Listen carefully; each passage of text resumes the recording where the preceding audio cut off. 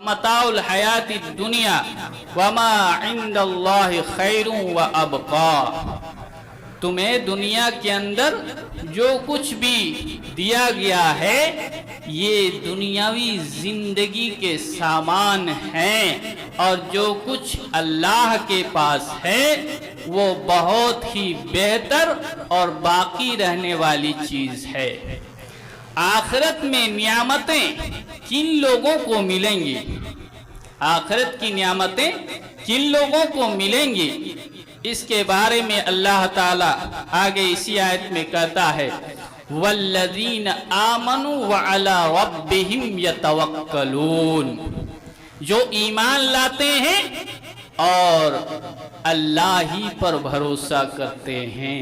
ہر چیز پر بھروسہ کا مطلب یہ نہیں کہ ہاتھ پر ہاتھ دھر کے بیٹھے رہیں اور اللہ پر بھروسہ کریں، نہیں، پہلے اونٹ باندھیں پھر اللہ پر بھروسہ کریں۔ یہ نہیں کہ اونٹ کو چھوڑ دیں اور اللہ پر بھروسہ کریں، یہ اللہ پر بھروسہ نہیں، بلکہ ساری کوشش کر کے سارا ایفٹ کرنے کے بعد اللہ کے حوالے کر دیں، یہ اللہ پر بھروسہ ہے، یہ اللہ پر توکل ہے۔ یہ نہیں کہ ہاتھ پر ہاتھ دھرے بیٹھے رہیں، یہ توکل نہیں، ساری کوشش کرنے کے بعد اللہ کے حوالے کر دیں، یہ اللہ پر بھروسہ ہے۔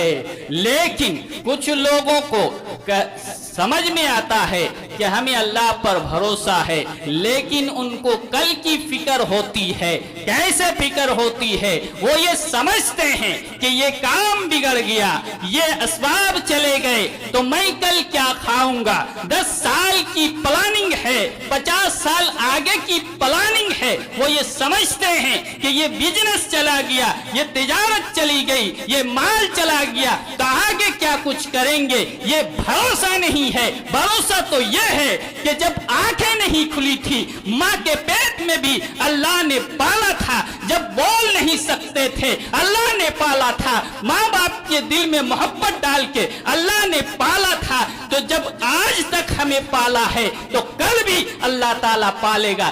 یہ ہے اللہ پر توکل۔ جی آگے اللہ تعالیٰ کہتا ہے کہ آخرت میں کن لوگوں کے لیے نعمت ہے وَالَّذِينَ يَجْتَنِبُونَ كَبَائِرَ الْإِثْمِ وَالْفَوَاحِشَ وَإِذَا مَا غَضِبُوا يَغْفِرُونَ، وہ لوگ بڑے بڑے گناہوں سے بچتے ہیں۔ بڑے بڑے گناہ کیا ہیں؟ سود ہے، یتیم کا مال کھانا ہے، شرک کرنا ہے، پاک دامن عورتوں پر تہمت لگانا ہے، اور بہت ساری چیزیں ہیں وغیرہ وغیرہ۔ اسی طریقے سے بے حیائی سے بچتے ہیں۔ بے حیائی کیا ہے؟ زنا ہے، لواطت ہے، اور ہم جنس پرستی ہے، اسی طریقے سے جانوروں کے ساتھ بدفعلی ہے، اسی طریقے سے برے تصویر ہیں، برے ویڈیو ہیں، طرح طرح کی بری باتیں ہیں، یہ سب کیا ہے؟ بے حیائی کے کام ہیں۔ آگے اللہ تعالیٰ کیا کہتا ہے؟ جب غصہ آتا ہے تو معاف کر دیتے ہیں۔ غصہ آنا کوئی غلط بات نہیں ہے، سب کو غصہ آتا ہے، مجھے بھی غصہ آتا ہے۔ غصہ آنا یہ فطری چیز ہے، غصہ نہ آئے تو وہ انسان ہو ہی نہیں سکتا۔ غصہ آنا غلط بات نہیں ہے، لیکن غصہ آنے کے بعد اس کو کنٹرول کرنا یہ اچھی بات ہے، لیکن غصہ آنے کے بعد آدمی کنٹرول نہ کر سکے یہ غلط بات ہے۔ نبی کریم صلی اللہ علیہ وسلم فرماتے ہیں کہ اسی آیت کے تفسیر میں ہے کہ پہلوان وہ نہیں کہ جو میدان میں دوسرے کو پچھاڑ دے، بلکہ پہلوان تو وہ ہے جو غصہ آئے تو اس کو قابو میں کر لے، کنٹرول کر لے۔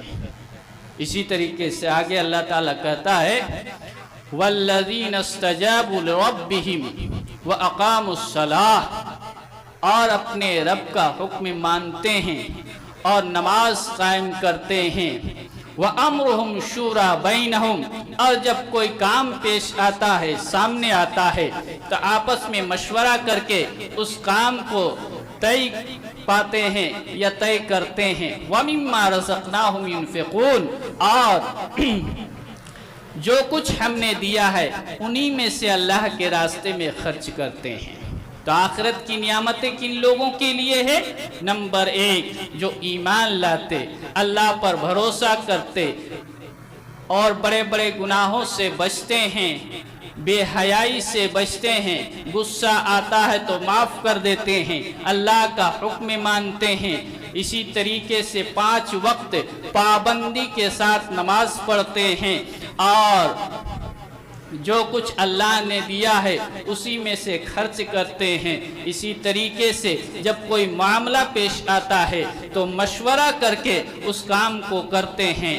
دوستو بزرگو، ان ساری صفات جس کے اندر ہوتی ہے انہی لوگوں کے لیے آخرت کی نعمتیں ہیں، آخرت کی آسائشیں ہیں۔ دوستو بزرگو، ہم دنیا میں مست مگن ہو کر ہوتے کیسے ہیں، اس کی نشاندہی اللہ تبارک و تعالیٰ نے خود قرآن کریم کے اندر ہمیں بتایا ہے۔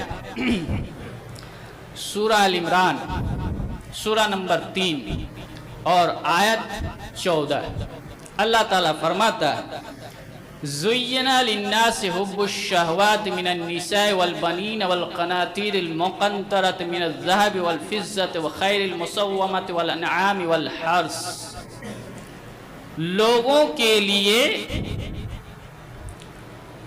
خواہش نفس کی محبت کو مزین کر دی گئی ہے، خوبصورت بنا دی گئی ہے، جیسے عورت، بیٹے، سونے چاندی کے خزانے، عمدہ قسم کے گھوڑے، مویشی اور کھیتی۔ یہ سیلیس ترجمہ ہے بس، لیکن بات سمجھ میں نہیں آئی۔ ہر انسان کی خواہش کیا ہوتی ہے؟ ایک عورت کی۔ یہ بری چیز نہیں، سب کی خواہش ہے نکاح کر لے، جائز طریقہ ہے۔ کسی عورت کو مرد کی خواہش ہے نکاح کر لے، کوئی بات نہیں، لیکن نکاح کے بعد، خواہش کے بعد مزید چاہتا ہے تو وہ دنیا دار ہے، دنیا میں غرق ہو گیا۔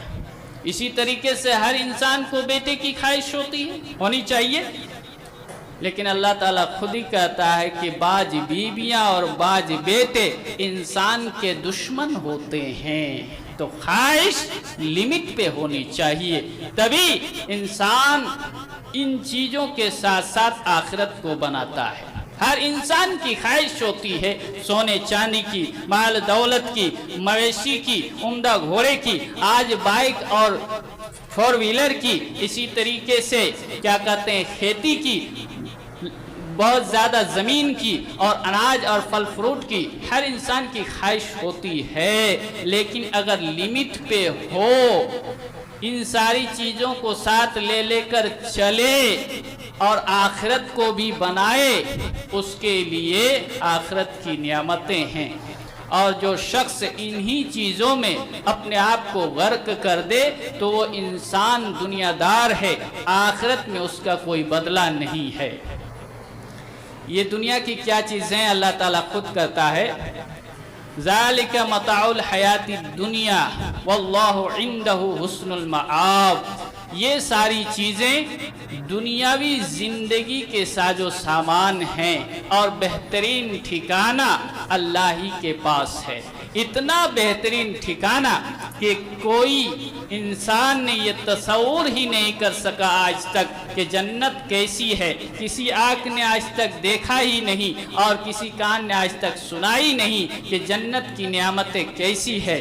ایسی چیز کو حاصل کرنے کے لیے دوستو بزرگوں، ہمیں عورت کی خواہش اگر ہے تو جائز طریقے پر ہو، اگر بچے کی خواہش ہو تو لمٹ پر ہو، اسی طریقے سے مال و دولت کی خواہش ہو تو لمٹ پر ہو، ورنہ قیامت کے دن کوئی بدلہ نہیں ہے۔ دوستو بزرگوں، اس آیت کی اور تفسیر یہ ہے،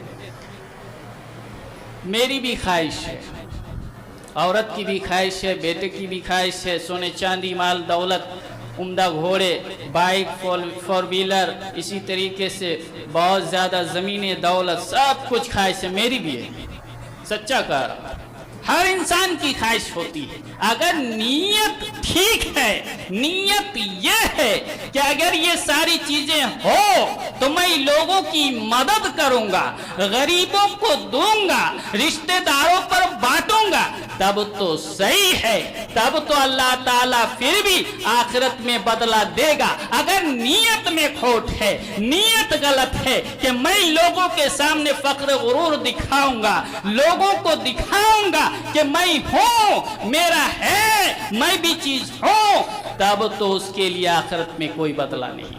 دوستو، بزرگوں، ان تمام چیزوں سے بہتر چیز کی طرف اللہ تعالی ہمیں رہنمائی کرتا ہے۔ وقت بھی ہو گیا ہے، بس ایک آیت پڑھ کے اپنے موضوع کو ختم کروں گا۔ ان تمام دنیاوی چیزوں سے بہتر چیز کی طرف اللہ تعالی ہم انسانوں کو رہنمائی کرتا ہے کہ دنیا کی چیزیں کچھ بھی نہیں ہیں آخرت کے مقابلے میں۔ سورہ ال عمران سورہ نمبر 3 آیت 15 کے اندر اللہ تعالیٰ فرماتا ہے، قُلْ أَوْنَبِّئُكُمْ بِخَيْرٍ مِّن ذَلِكُمْ لِلَّذِينَ اتَّقَوْا عِندَ رَبِّهِمْ جَنَّاتٌ تَجْرِي مِن تَحْتِهَا الْأَنْهَارُ خَالِدِينَ فِيهَا وَأَزْوَاجٌ مُطَهَّرَةٌ وَرِضْوَانٌ مِّنَ اللَّهِ۔ قُلْ، اے نبی صلی اللہ علیہ وسلم آپ کہہ دیجئے کہ کیا میں تمہیں دنیاوی زندگی سے بہتر چیز کو نہ بتاؤں؟ وہ کیا ہے؟ جو لوگ تقوی اختیار کرتے ہیں۔ تقوی سے مراد کیا ہے؟ اللہ کا ڈر۔ اللہ کا ڈر کیا ہوتا ہے؟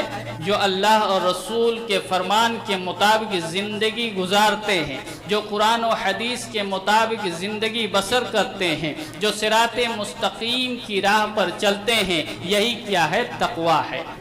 جو لوگ تقوی اختیار کرتے ہیں تو ان کے لیے اللہ کے پاس باغات ہیں، یعنی جنتیں ہیں، اونچے اونچے درجات ہیں، جن کے نیچے نہریں جاری ہیں، نہریں بہ رہی ہیں، جس میں وہ شخص یا وہ عورت ہمیشہ ہمیش رہے گا یا رہے گی، اور ان مردوں کے لیے پاکیزہ بیویاں ہیں، اور اس سے بڑھ کر اللہ کی رضا ہے۔ پاکیزہ بیویاں کا معنی کیا ہے؟ آج ہم کیا کہتے ہیں، طرح طرح کے غلاظت سے ہم کنار ہوتے ہیں، یعنی ہر طرح کی نجس ہمارے جسم میں ہوتی ہے، جیسے عورتوں کا حیض آتا ہے، نفاس آتا ہے، جسم میں ہر طرح کے میل اور کچیل ہوتے ہیں، لیکن آخرت میں جو عورتیں ہوں گی، ہم انسانوں کو یا مومنوں کو جو ملیں گی، اس کے اندر حیض اور نفاس اور غلاظت نہیں ہوگی، ہر طرح کی پاکی